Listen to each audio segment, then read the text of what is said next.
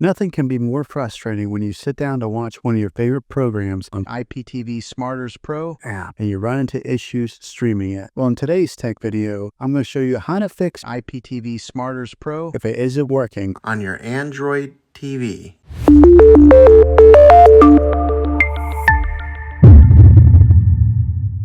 Let's see if we can fix your problems and get your IPTV Smarters Pro back up and running as quickly as possible. The first one, it's the easiest one to try, and that's to unplug your TV from the wall outlet and wait 60 seconds. Now, don't be impatient here. Wait the whole 60 seconds, then plug it back in. This is very different from turning your TV on and off with your remote control. This is what we call a hard reset of your TV, so make sure you do this method. If that doesn't work, then find your router that is giving you Wi-Fi and unplug the power to that for 60 seconds. Then plug it back in. If it fixes it, great. If not, let's go ahead and move on to the next method. Try deleting IPTV Smarters Pro on your TV. Go to wherever the apps are located on your system and remove the app altogether. Then reinstall IPTV Smarters Pro again. After you reinstall it, you might have to log back in with all of your credentials, but hopefully this will work. And if that doesn't work, then I recommend buying an affordable Roku stick, Fire Stick, or Apple TV 4K and plug that into your TV and use that as your main streaming player, and you'll be able to access IPTV Smarters Pro that way. I'll put links in the description down below of where you can get one. There you have it, folks.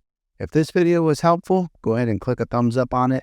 Go ahead and subscribe to my channel. I make tech videos all the time, and I would love to have you back in the next one. Take care.